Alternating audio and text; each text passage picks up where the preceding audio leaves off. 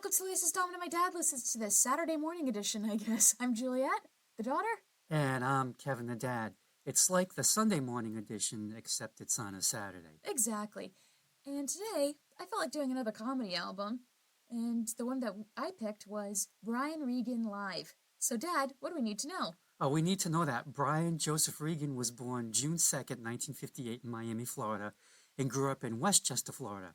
He's one of 7, or maybe it's 8 kids. I can't keep track. And he probably can't either. And his brother Dennis is also a comedian.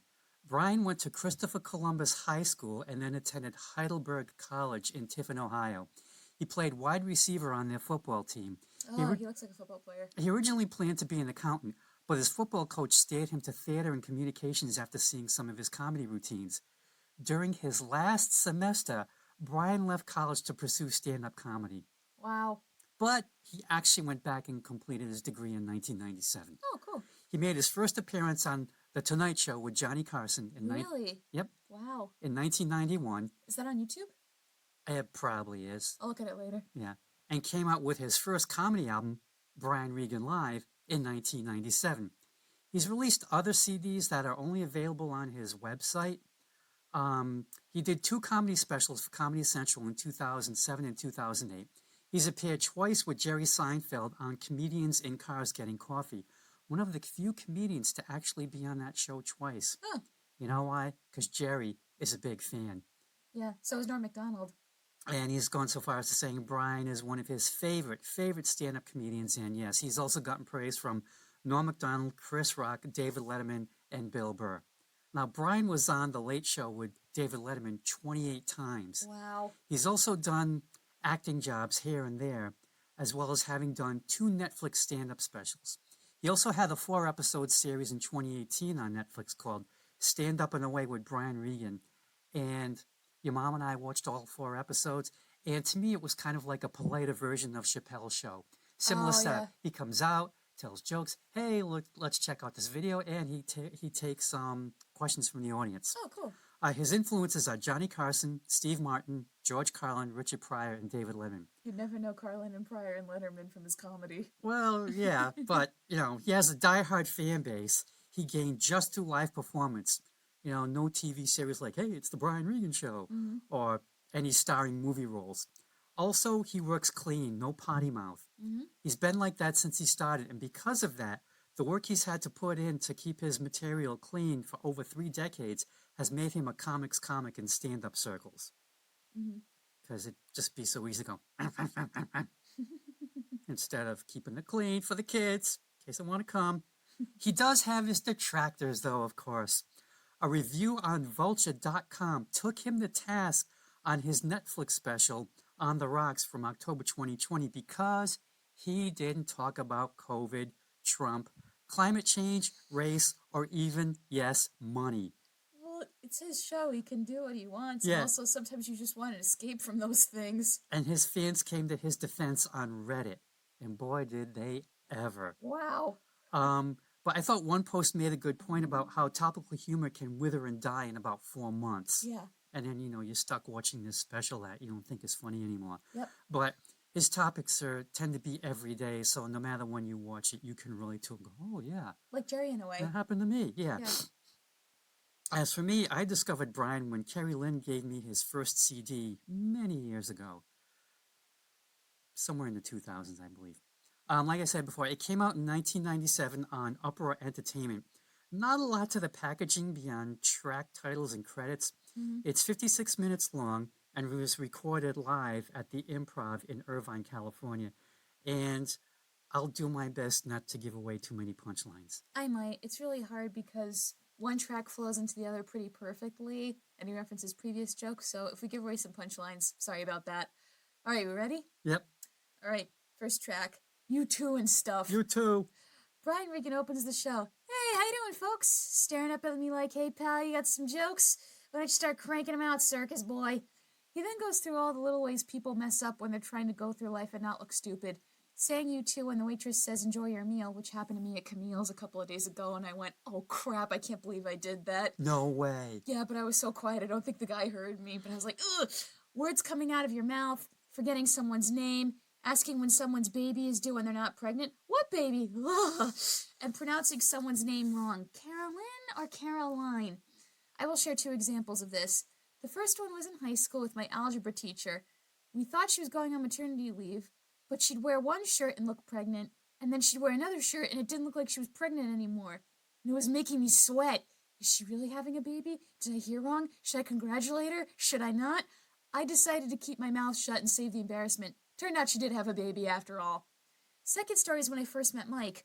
We would hang out in Schmelling's class with Tyler, cracking jokes and looking at memes, and I never knew his name.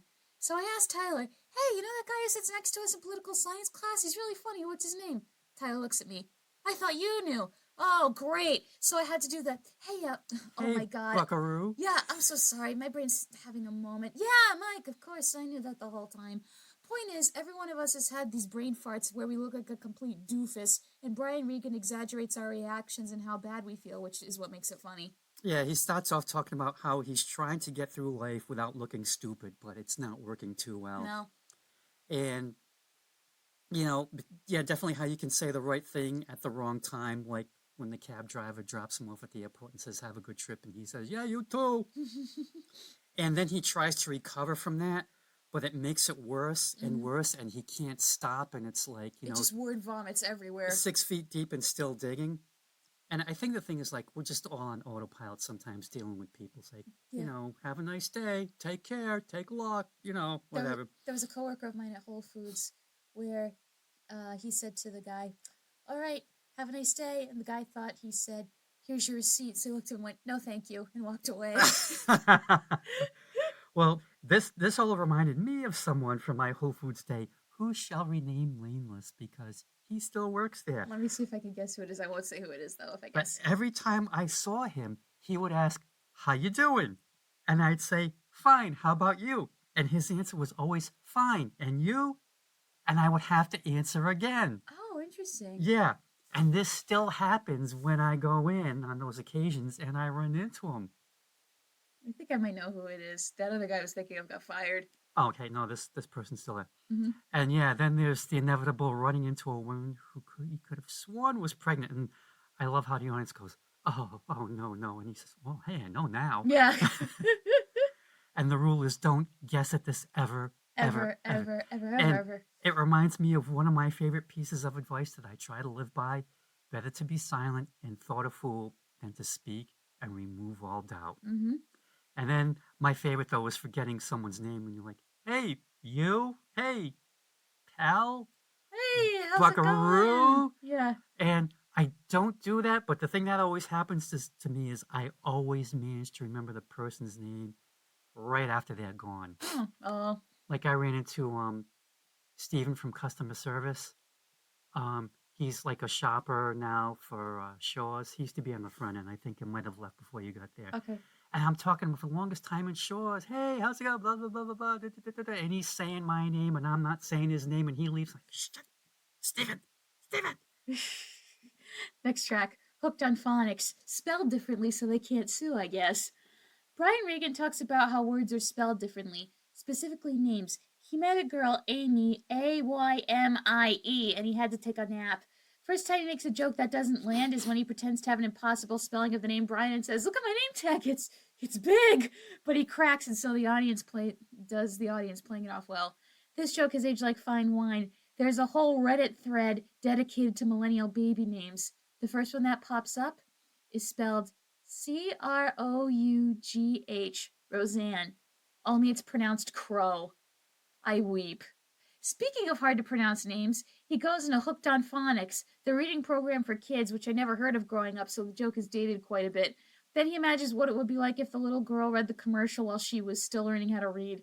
I think the modern equivalent would be a commercial for Duolingo, where the students on camera can only make sentences using the words they know. A lot of donde está la biblioteca and all that. Half the sketch is good, and the best part is with the names. Yeah, this does go back a ways. Hooked on Phonics was a commercial brand of educational materials designed through reading education through phonetics. Thanks, Wikipedia, for that. Yeah, it started out in the 80s, and then it was insanely popular in the 90s. You couldn't escape the TV and radio commercials. And their catchphrase was, Hooked on Phonics, worked for me. and they are still around today. I went on their website, Wow. and they've branched out to like Hooked on Math, Hooked on Spanish, Hooked on different languages. Mm-hmm. And yeah, Brian does a bit in which a kid is struggling to say, "Hooked on Pahonics, work for me," during outtakes for the commercial. Mm-hmm. And yeah, then he leads into how people spell their names differently. I think the one where you can get the most variations, Mm-hmm. probably a while ago when it was insanely popular, was Brittany. Oh, yeah. Maybe. And then, believe it or not, even my name has some odd variations. Mm-hmm. I remember the first time I saw it spelled as Keven, Oh. and I was highly offended. I thought, wait a minute, what is this? I've also seen Kevyn, I've seen that, yeah. Kevan, Uh-huh. and even Kevon. Oh, that's Kavan. That just leaves Kevun, and don't anyone out there make that a thing. Too late. Next track, crank calls. I don't really think you can make crank calls anymore with caller ID. I mean, that's the thing with this. This was back Yeah. in the 90s, and Yeah, back exactly. when you could. Brian's friends tried to loop him into crank calls when he was a kid, but it was too much pressure and he'd mess up. Like the one person who said their refrigerator actually wasn't running and he didn't know what to say. His inability to pronounce phonics would also catch up with him because he tries to tell the Prince Albert joke and he can't say the word suffocating. Just shows that growth is possible, and he did grow up to be a good comedian after all. I think Brian's brothers and his friends, I think the reason that they made him do the crank calls was because they knew he was just going to screw up, and that's where the laughs were. Like you said, is your refrigerator running? It's not? Have a good day now, click. And even when it was scripted for him, he kept screwing it up because Hooked on Phonics did not work for him. And yeah, do people even make crank calls these days? Like, what would be the equivalent? Like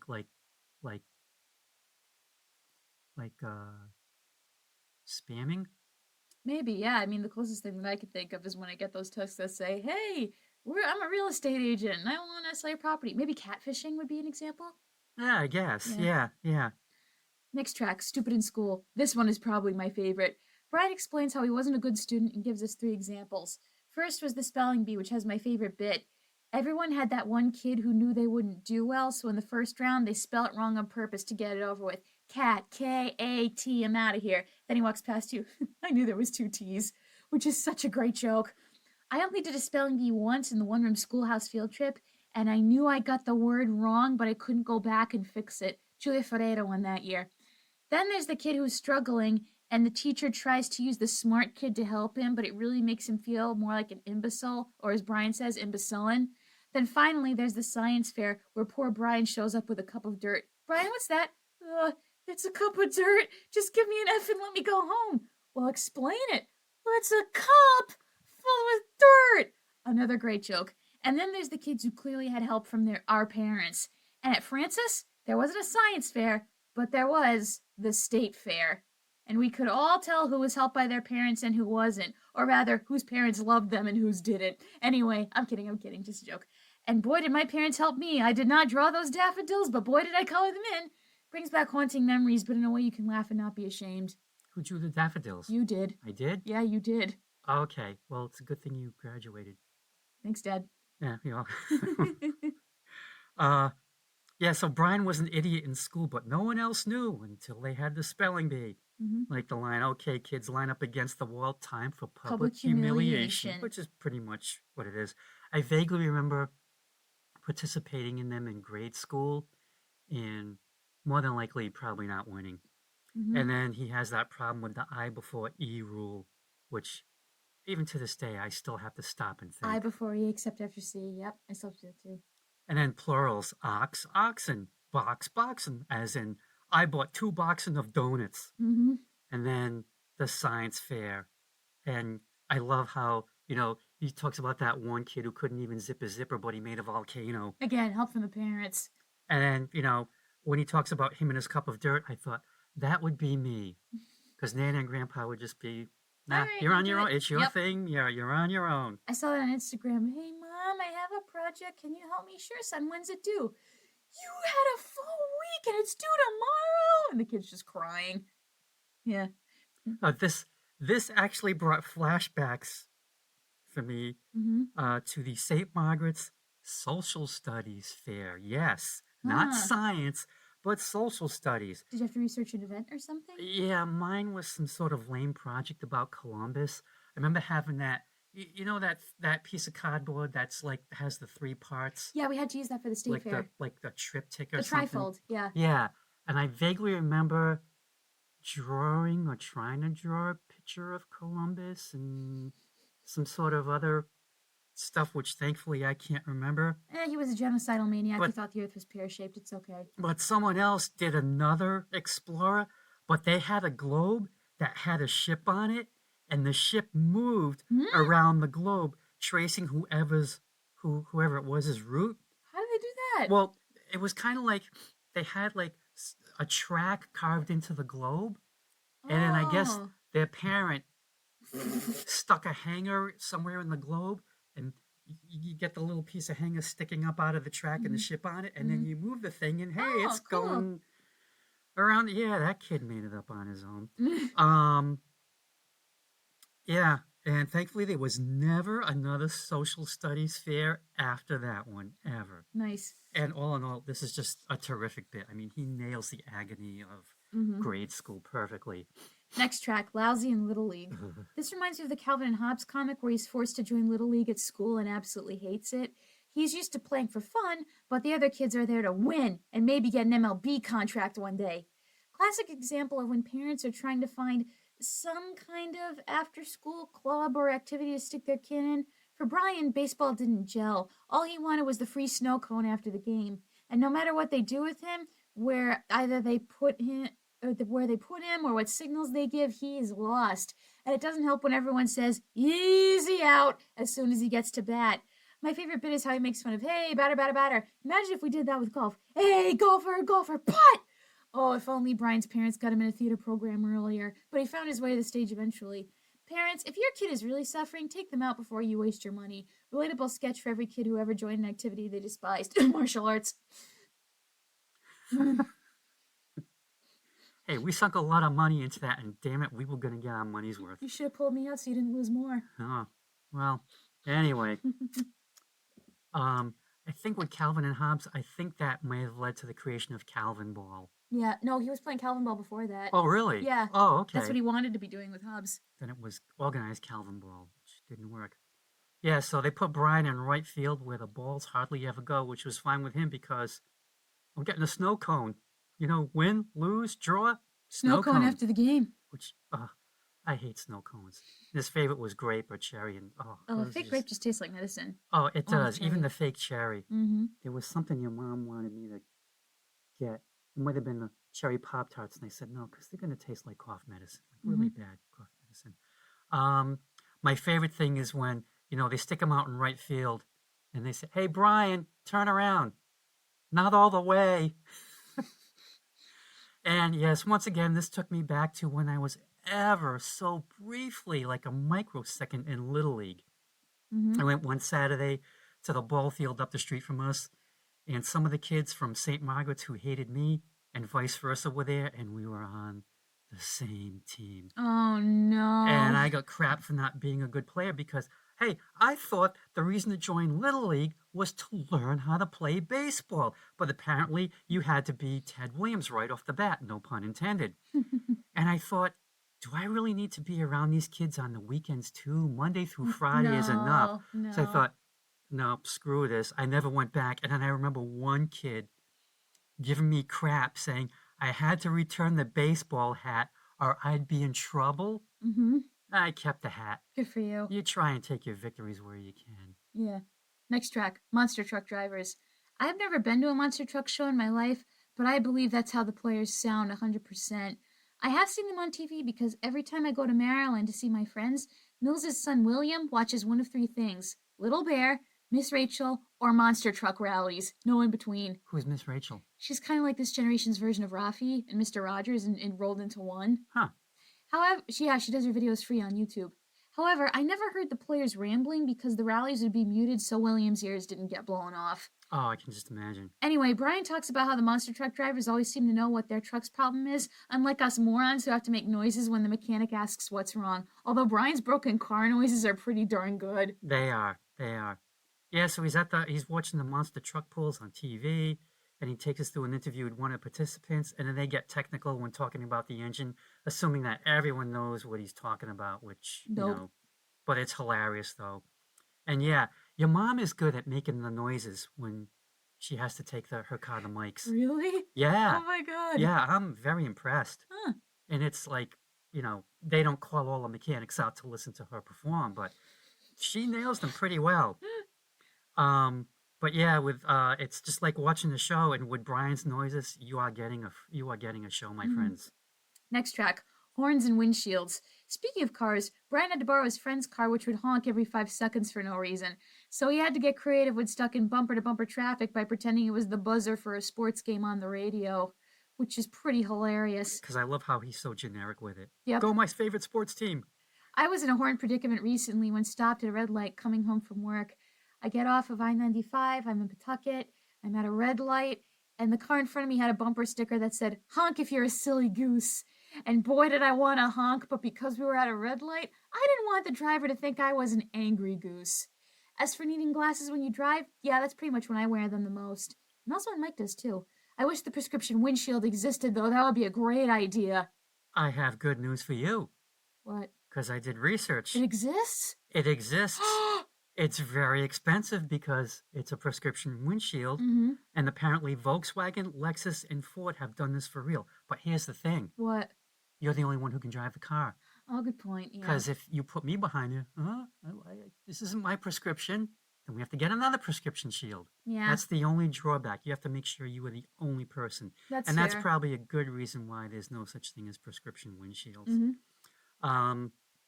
But yeah, I love how, his friend tells him that his horn has a short and it's just going to go off every 8 seconds for no reason. And he gets stuck in bumper-to-bumper traffic and the horn goes off. And I just love his sports observations. He's hilarious. We're like, go my favorite sports team. Get that goal, putt, net thing. Yay. You shall beat them soundly. Yes, yes, we will. But yes, if you've got the money and you want to make sure no one else is going to drive that car, Volkswagen, Lexus, and Ford, and I'm sure any other car company would be more than happy to make a prescription windshield just for you, because I'm sure it's really, really expensive. Now, here's the thing. You're driving the car, right? You think it's only for that half, or is it the whole windshield? Because you don't really drive like this, you don't really drive with your head bending over to the passenger side of the car unless you're trying to adjust something over there. I think it's both. I think it would have to be. Next track, seatbelts. Brian talks about that one friend we all have, the person who doesn't buckle up right away and then don't bother minutes later. Then you want to kill them. Brian's solution is pretty hilarious, and I won't spoil it here because it's a perfect joke told in less than a minute. Perfectly done. And I do like how, the people in the front seats have real seatbelts and they're just clicking away and they're secure, but the people in the back seat always have to struggle to find theirs because they're just tucked under the seat or tucked between the cushions. If you're sitting on the hump in the middle. And you're dead. Basically, you get in that back, you're dead, which I guess why... No, even though they have the straps, you still got to find the clicking thing on the bottom. And you're like, which one is it? And then the thing is, they put those two next to each other. One's supposed to be for the middle and one for the right. Yep. And you always put it in the wrong one. You're like, oh my God, I'm dead here. That's why I help Nana find her buckle every time we pick her up. That's very nice of you. Next track, log trucks. This is my favorite one. You ever have a one where you see two log trucks passing each other on opposite ends of the freeway? This is a sketch where Brian doesn't need to talk as much because his point gets made quickly. Not one of my favorites. Oh, I love this one. It's short and hysterical, and it's like one of these obvious things where you see the log trucks, and that's all I want to say about it, but it cracks me up every single time I hear it. Next track, blasting zone, on which we discuss the absurdity of traffic signs. Brian saw a sign that says blasting zone ahead and makes a good point. Shouldn't that say road closed? I think it should, because here in Rhode Island, some of our drivers are morons. I had to look up the meaning of the blasting zone ahead sign just to get it down. And AI says it warns drivers and pedestrians. Pedestrians? What the hell are pedestrians doing? On the freeway. Maybe they're hitchhikers. Or they open up a bike lane, but even then they were pedestrians. Yeah.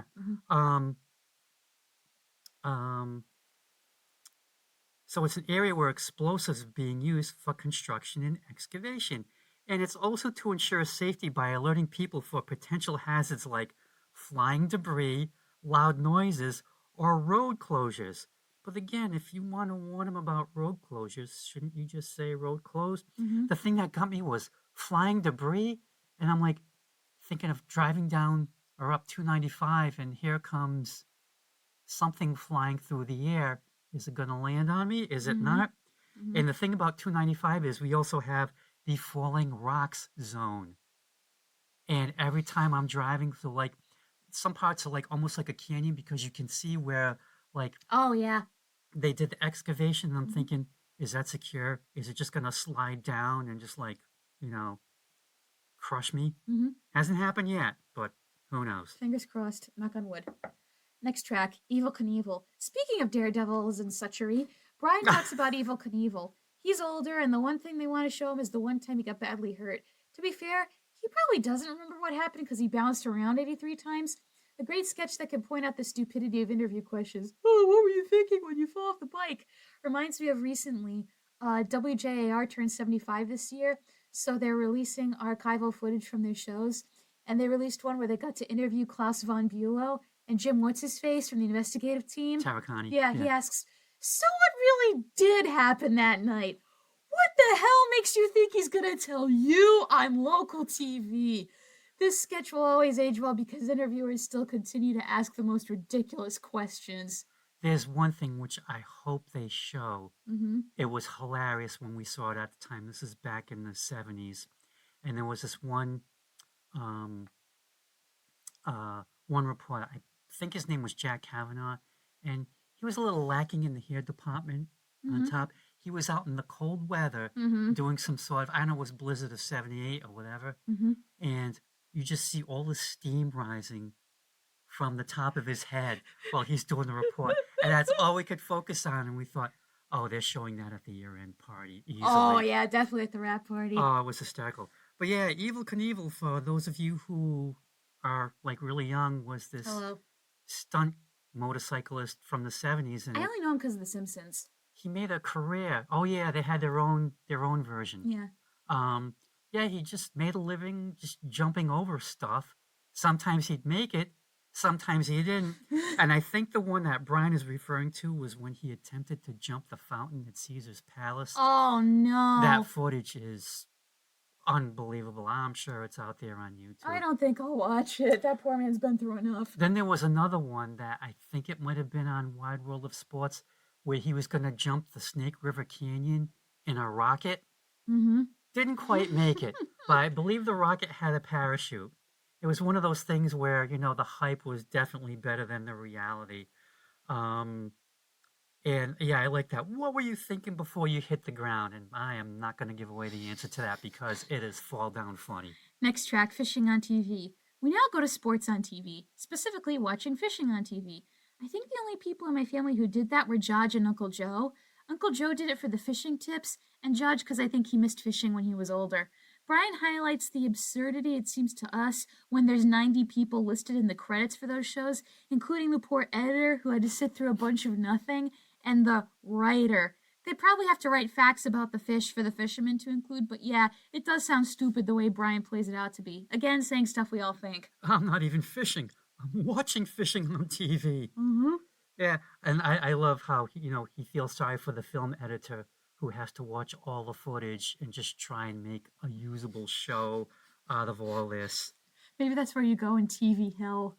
Well, the thing is, like fishing on TV has been going on probably since the 60s and maybe even longer. Sure. There was a show on ABC called American Sportsman, and they'd have like their sports guy go fishing with Ted Williams because he would rather have fished than play baseball. He was just obsessed with fishing.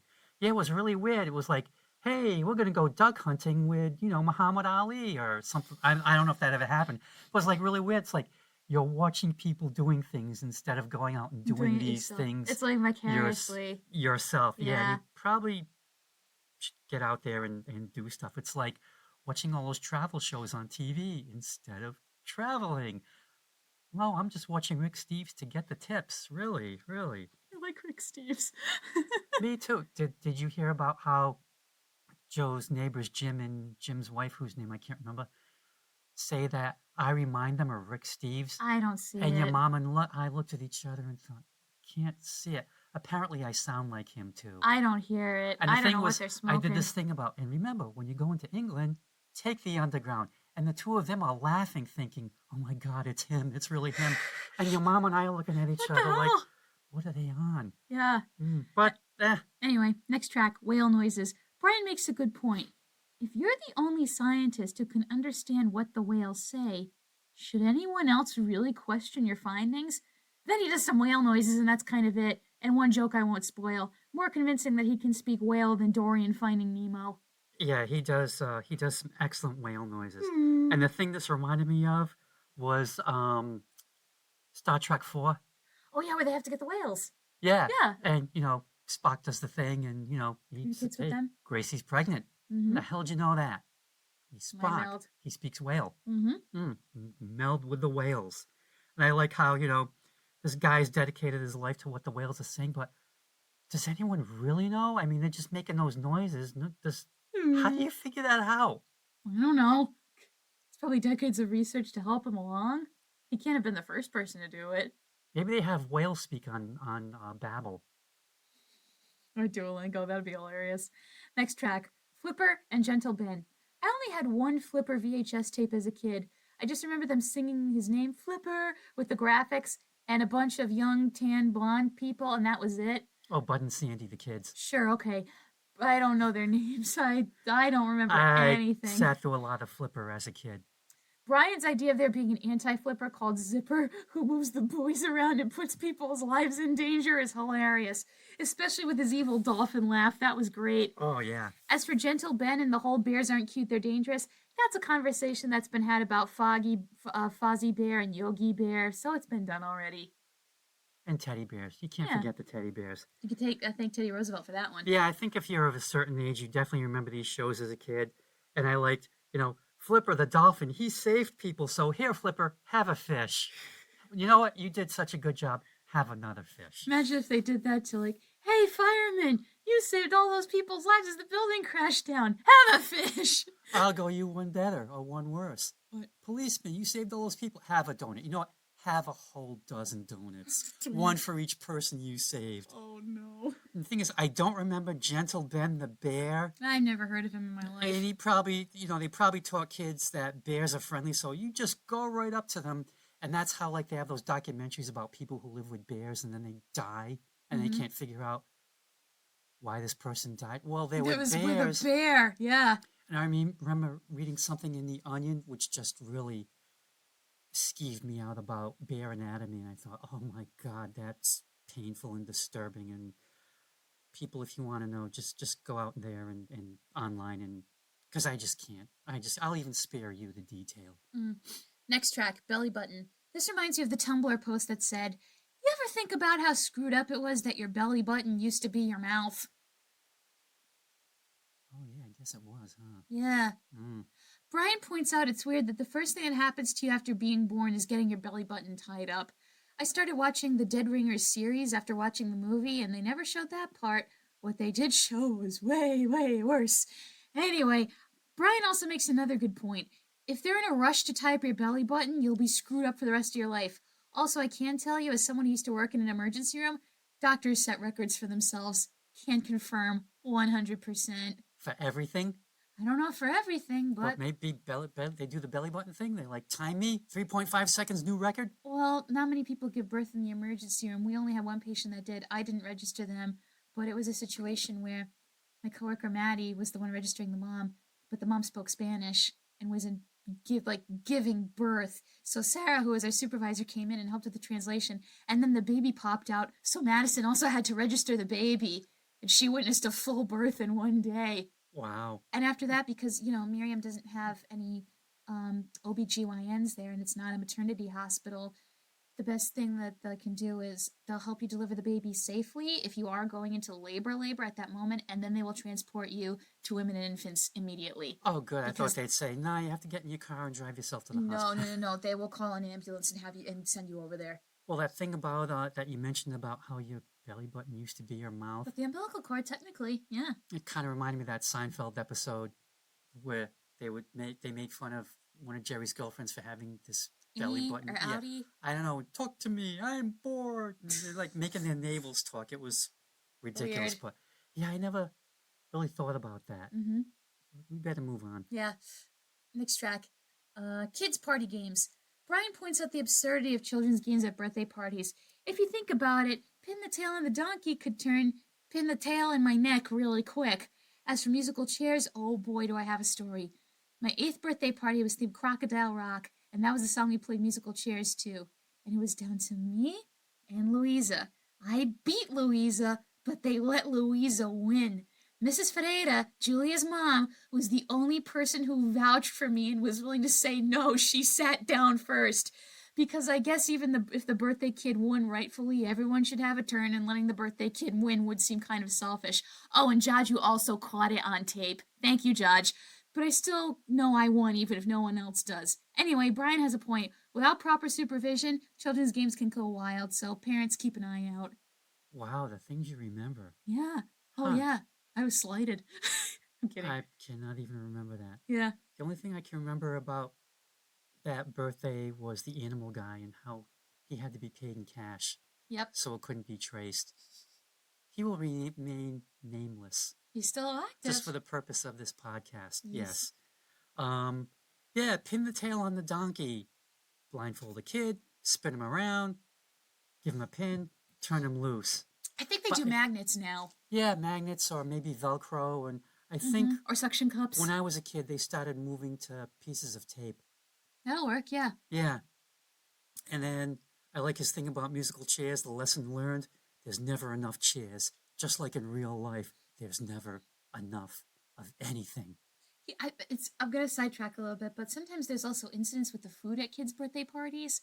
Like never enough food? Well, no, here's what happened. So my Professor Lindy, a political science teacher at Rick, her child went to a birthday party for one of the school kids, and they forgot to tell the parents that her daughters are vegetarian, so there was no plain cheese pizza at the party. So now, Professor Lindy's daughters say, whenever they order pizza, it's like, Mom, can we get the pizza with the round red circles on it? And she said, no, honey, we don't eat that. But Mom, they're really good. I know they're really good. Are they old enough to be teens yet? No, not yet. They're still little kids. They're going to rebel. Oh, yeah, she has so many stories about them, with also one time when they left the favorite stuffed animal back in New Zealand or Prague or somewhere. Did someone ship it back? Yeah, they put an advertisement in the local paper and somebody sent it back to their house. That was like when we took you to Borders with Genevieve and Genevieve's bowl.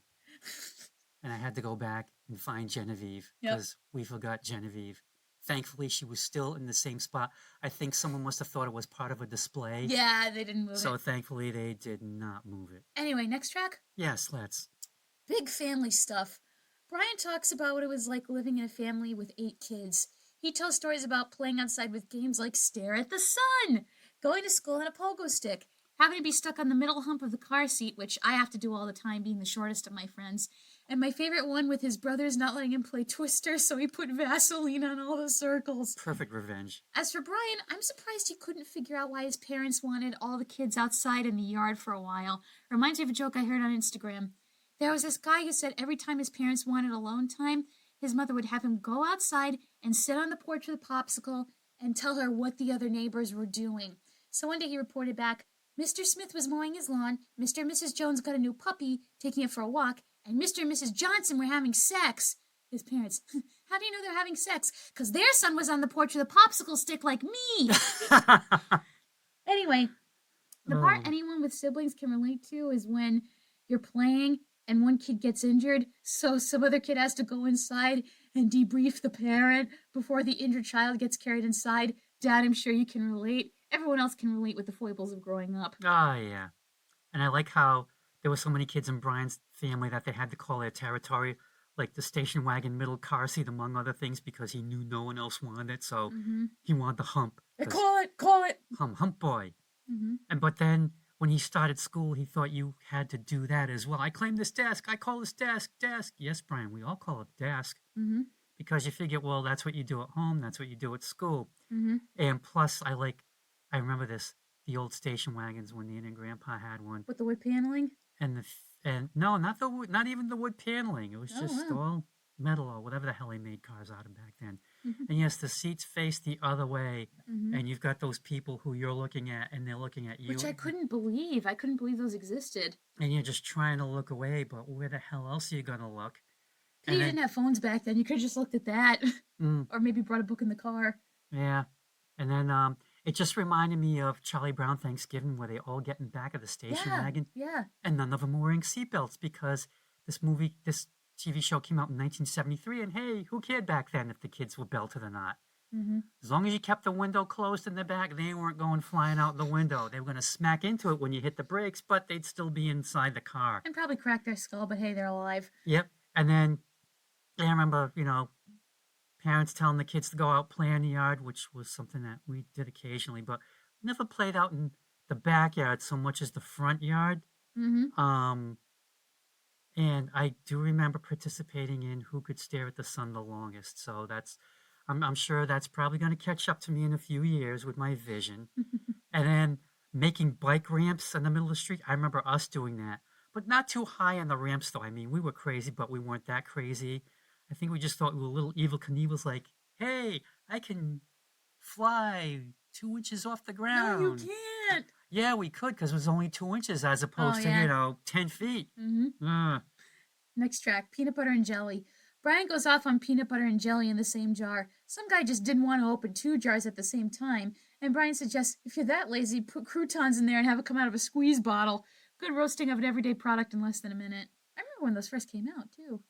I think someone from Smucker's heard this bit, and they came up with Uncrustables, which are available in your grocer's freezer section. I've seen the commercials online of all places where you've got this piece of bread complaining that they only carved out his middle, they didn't use the whole bread, and I'm thinking, oh my God, that must hurt. They took out your core, and all you're left is with your outer frame, but you're still alive somehow.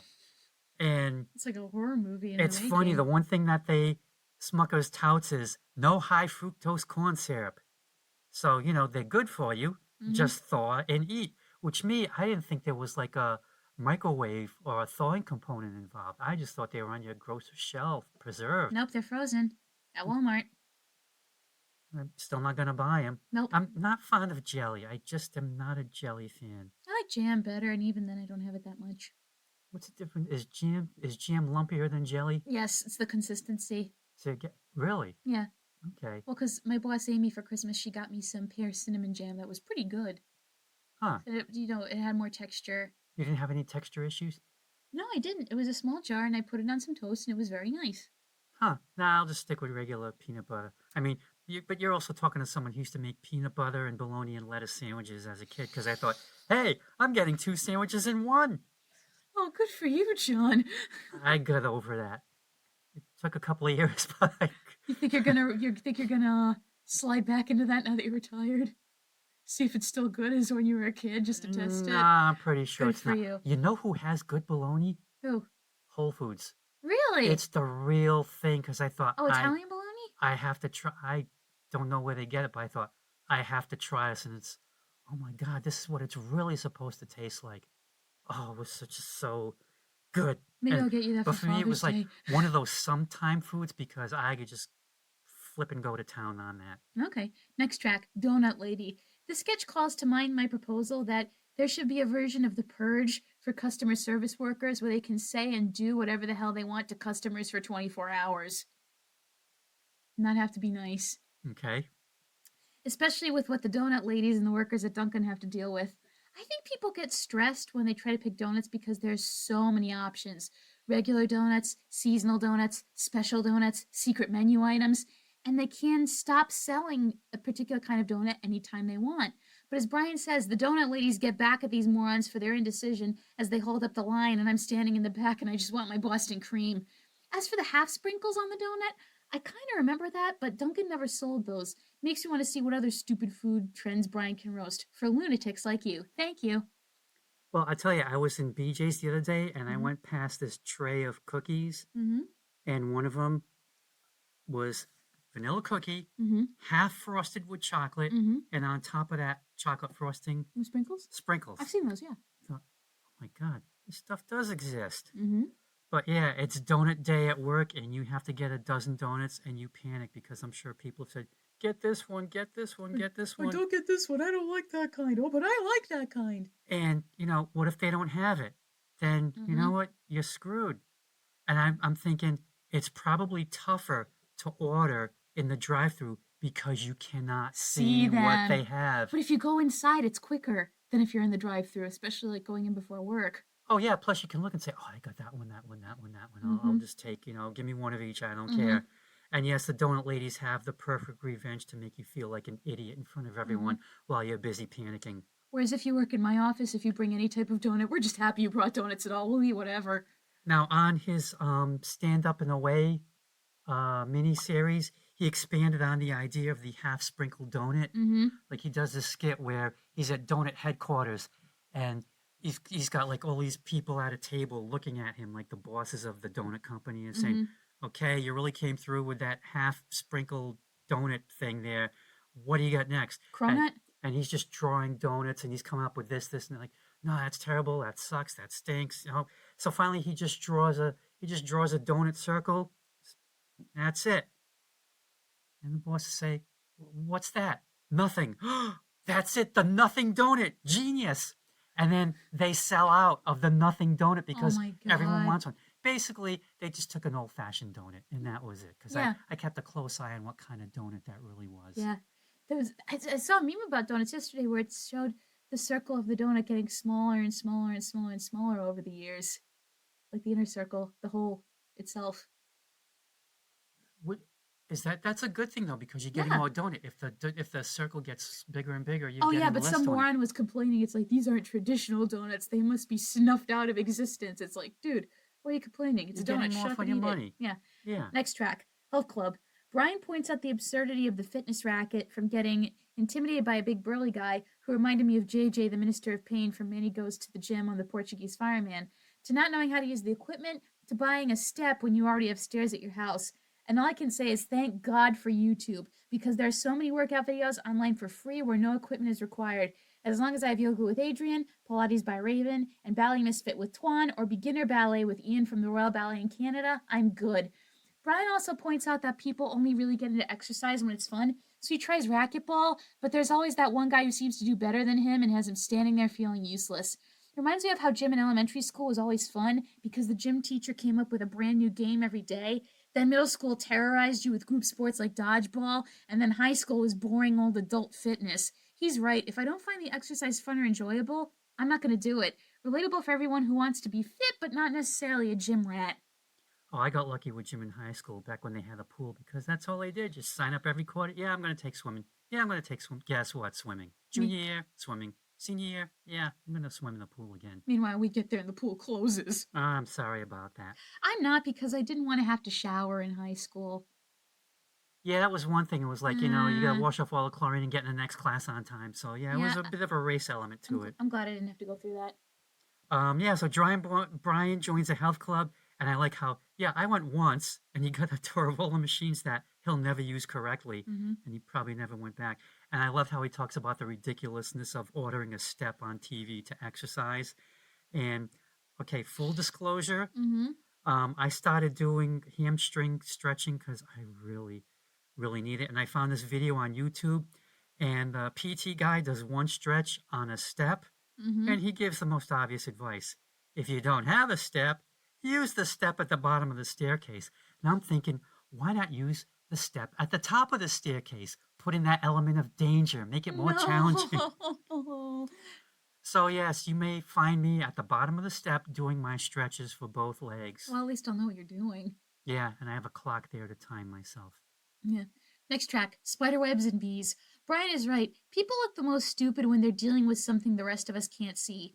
And by that, he means running into a spider web and doing the dance of get this thing off me and being chased by bees. Short and relatable. Well, I tell you, the one thing that changed my mind about bees was when we went to see the bees at Rhode Island College. We went to the apiary. The apiary, yeah, that was fun. And, they let you, hold the honeycombs, and there's, 60 million bees on these things. They're just minding their own business. But, you've got all that protective gear, and I thought, yeah, as long as you don't freak out, it should be okay. Yeah. I was looking at the lawn the other day, this massive bumblebee comes along. And I'm thinking, all right, I'm just going to watch what it's doing. She's getting closer and closer to me. I thought, nope, don't freak out. You're a Mm-hmm. zillion times bigger than Yeah. the bee. So, Mm-hmm. just let it do what it's going to do. One time when Louisa and I were playing with the scooters in Nana and Grandpa's driveway, I think it might have been a hornet actually, Oh, landed on my hand, and I just stayed still, and the hornet flew away, and Louisa went, "Wow, you were a lot calmer than I would have been." Next track, elevators and faces. Yep, we've all done it, gotten off at the wrong floor on the elevator. The first half of the sketch is funnier than the second half because the latter half relies entirely on facial expressions. You can tell Brian is doing physical comedy with a couple of the tracks on here, but this is the one where you really wish you could see what's going on. because he makes the best faces. He does. If you watch the Netflix specials, the man is awesome. Mm-hmm. And someone had asked him, um, how long do you practice? How much time do you spend practicing your faces that you make? He Mm-hmm. said, I don't. Whatever comes out, comes out. Mm-hmm. But they're pretty accurate. Yeah. So, yeah, getting off on the wrong floor, and then you have to turn around and get on the floor before those doors closed. Or you could do something where, you get off the wrong floor, you realize it, and you wait for those doors to close, and then you take the stairs and you go to the correct floor. Just as long as, like, you don't open the door of the stairwell and come out at the same time that the door opens on the elevator, and it's those same people, and they look like, oh yeah, we know what you did. That would happen to me back in my Blue Cross days. But then I also figured out how to freak out other people on the elevator. Mm-hmm. Instead of facing front, No. you face back. So you're looking at everyone, and everyone's looking at you. Don't tell. Oh God, And you're then the they're creep like- who did that. And then they're Oh, like, man. looking down, and like, oh. Dad, you is- can't do that now. is- People think you're gonna shoot up the elevator. I'm not. I know, but Well, that's this was Blue Cross. I had to Oh, that's have true, yeah. some fun. yeah. I started taking the stairs after that, and yes, even though my office area was on the 6th floor, it wasn't like I was running a marathon. It was, yeah, it's peaceful and quiet here in the stairwell. I'm just gonna take my time, and I'm sure I'll get there eventually. Yeah. And the other thing of like being on the elevator is you have to acknowledge the presence of others. You Mhm. cannot ignore the other people, even if it's like you get on and you you nod your head or you raise your eyebrows. It's like anything, any gesture except actually saying, "Hey, how's it going?" Where I work, I have to take we're on the second floor, so if I have to go pick up the mail or anything like that, I take the stairs. But some days, if it's like, you know what, I'm gonna take the elevator as a little treat.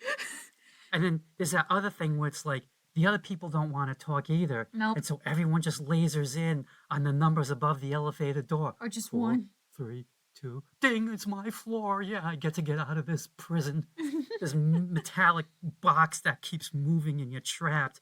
Now, here's the thing. And you may know of this because there's a freight elevator at the Whole Foods that we used to work at. Right, there on is. both sides of the store. I would use it for the dolly for the paper bag bales. Yeah, because the store is so small that it's 2 levels. All the back stock is in the basement. Yep. Now, when I first started there, I was told, do not ever ride the elevator, ever. It is just for freight. Oh, I saw people ride it all the time. I never did. Now, one of the management guys did that when I was first there, and he got stuck. So, we're all in the back room, standing at the gate, just looking down at him, and he's standing there looking up at all of us. I'm thinking, I think this was the guy who told me never to ride the elevator. He was gone soon after that. Yeah. And then there were times like they used to have restraints at one time. You could put for the carts so they wouldn't roll around the elevators. Yeah. Because they got rid of restraints for some reason, and the carts would just roll and get stuck in that crack, and then you'd have cases of milk go flying. Yep. And then they'd have to stop the elevator and mop up below, and just be raining dairy product and Poor Tomas, poor Corey. or sometimes it was like poor you, because I thought I can't make someone else clean up my mess. I just can't do it. And then you'd have to call Silvio to fix it. Oh, Silvio must have been happy about that. He never was. Yeah. And then the thing was, the elevators were so old, the parts were hard to get. Yep. And there were at some points they were so hard to get that Sylvia would actually have to build the part Oh no. And how safe does that sound? Nope. Yeah, so those were Should fun we times. should we even have said that part online where people can hear it? Hi Whole Foods corporate, we're good former employees. No, fix the damn elevators. Yeah, you know what? Fix the damn elevators. I'm sure Bezos has some money. Mm-hmm. I mean, they're putting up another one in Seekonk, which is supposed to be like 30 to 40,000 square feet. So you know everything's going to be on the same floor. Oh yeah. Next track, animals. My first note. That poor little fish. Here's your pebble. Glad he could make the best out of living in a shot glass, and that Brian was good to him too. Good poking fun at the size of New York City apartments. And I finally remembered this sketch because years ago I heard the sketch about locking up a bird in a cage and the bird going, "Oh, thanks. You know, I was blessed with the gift of flight." Appreciate the environment. And I never knew that was him, and now I know. Okay. I felt bad for the fish too because it's like, hey, I used to have a whole ocean to swim in, and I've got a shot glass with a pebble. Thanks a lot. And I thought, Thanks, Brian. oh, poor pets. I mean, I don't know. I don't know if like maybe you're doing dogs and cats a favor by having them as pets because they shouldn't be like, there's so many of them. But, fish and birds, yeah, maybe let them, swim in the ocean, fly in the air, until the fishermen and the hunters come along, and then they're really out of luck. Final track, dog barking. Brian asks why dogs, or one singular dog, would bark at 2 a.m. Clearly, he's never seen the Twilight bark scene in 101 Dalmatians. Again, I wish I could see his face as he imitates the dogs and puts on the voices, because his barking impression is pretty darn good. Reminds me of the Prosy D sketch, Why Are You Howling, Wolf? Anyway, Brian calls it quits and gets some good applause. Yeah, I like how, the dogs who bark at 3 a.m. and not the ones who have the conversation. And that conversation between the two dogs is hysterical. You have to hear it. And then it's the ones that bark nonstop. Kind of like the next door neighbor's dog. Except that dog is almost 24/7. As soon as I walk out on the deck, over and over and over. Yep. Like, guy, I've been here for like almost 20 years. You've probably been here almost as long. Can't you take a hint? Don't you? Don't. If you don't know me by now, you will never ever know me. And apologies to Harold Melvin and the Blue Notes for that. But I like how what if people did this at 3 a.m.? Hey! I exist. Hey! I exist. I live. Acknowledge me. Hey. No, we're not. Overall, I think this is the first comedy album where I have to be listening to it with other people to find it really funny. And it's the one that I like in individual doses as opposed to a full album. I have saved it to my Spotify, but I rarely listen to it. However, if it comes on in Dad's car, I will listen and laugh. And being a clean comic isn't easy, so I give Brian props. You got him on one end, and then Doug Stanhope and maybe Patrice O'Neill on the other. Some enjoyable laughs every now and then.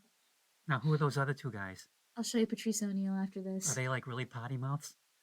Doug Stanhope did the Sarah Palin sketch I sent you years and years ago. Oh, okay. Yeah, you know. Okay, yep. As for me, I highly recommend Brian Regan Live because I've listened to it so many times, and the thing is, it still holds up, and it makes me laugh every time. And you can actually find it on uproarcomedycd.com, but now it's a file, so it kind of redirects you to iTunes or some other place if you want the whole thing, but I'm sure you can find his stuff online. And definitely check out his 2 specials on Netflix. The one I recommend is the more recent special, On the Rocks, because it is just hilarious. And again, he is just making the best faces when he does his skits. Just highly recommend it. All right, as always, thank you for listening to the latest installment of My Dad Listens to This. Like, comment, subscribe, and all that jazz. The more you interact with the video, the greater chance you have of appearing on the YouTube homepage. If you follow me on social media, I post the episodes there. If you're friends with Dad, tell him what you want to listen to, and he'll send it to your email.